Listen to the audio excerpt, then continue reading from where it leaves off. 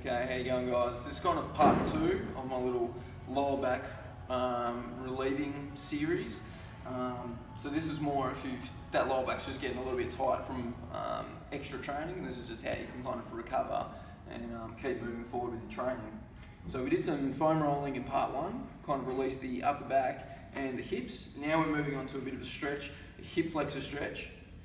So this is called a box hip flexor stretch, and what I want to do is, so I'm getting a box.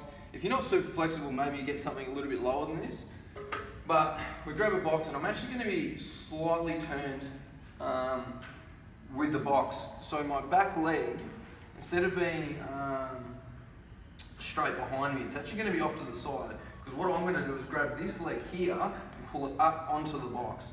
Alright, so I'm pulling this leg in and hugging it into my chest. Alright, and I've got this leg that is still off to the side a little bit. That's internal rotation. Now from here, what I've actually got going on, so I'm pulling this one into the chest. I'm trying to keep this back glute really tight as well. Alright, this is going to give me a little bit extra stretch. But this deep hip flexor is getting obviously a stretch through the front here, but because I've kicked my leg off to the side as well, it's getting that little bit of extra length. Alright, so we're just lengthening out this deep hip flexor. Now how we want to change this stretch up a little bit is through breath work. So instead of going for, say, like a set time, I'm going to work on some deep breaths. So let's start with just 3 deep breaths. I'm going to breathe through my nose and then long exhale. And that's 1. Big deep breath through my nose, long exhale. And we do maybe 3 to 5 breaths. It doesn't really matter, but that's how you want to time yourself. Otherwise, if you're kind of going just purely for time, you're probably not going to concentrate on the stretch, and you're going to be worrying about how maybe a little bit uncomfortable it is.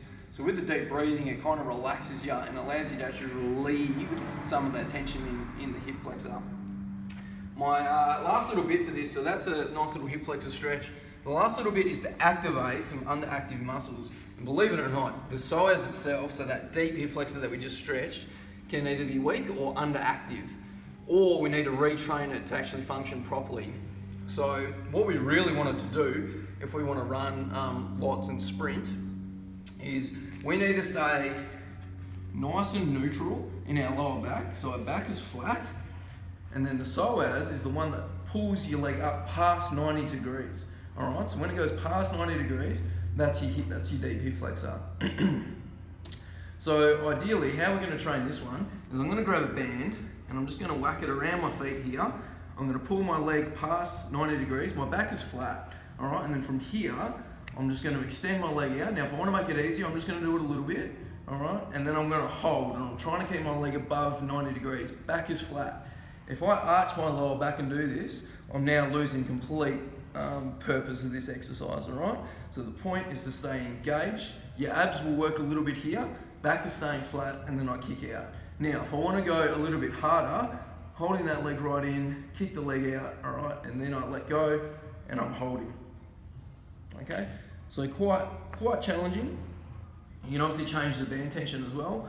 We're looking for 10-second kind of holds. So 10-second hold, relax, go the other side, 10-second hold, 2 to 3 set 10-second holds, okay? And then the last one that I want to do is to retrain you to use more of your glutes and your hamstrings to extend your leg back, which is basically what happens with running, instead of your lower back, okay? So we jump on all fours here. I'm going to sit my bum back towards my heels a little bit, all right, and then I grab my leg's going to be bent, and then I kick it up towards the roof. And I'm squeezing the butt, I'm holding for 5 seconds, all right, and then I'm just going to control back down.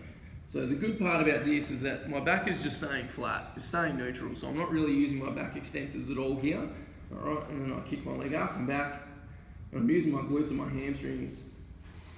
So I'm getting a little bit of activation, but you're basically just retraining yourself to, when you come up into hip flexion, nice strong hip flexors, and you're pushing into the ground, and then as you're extending back, using these, and not so much of your lower back. Give that one a go, see how your back feels after it, and let me know. Cheers.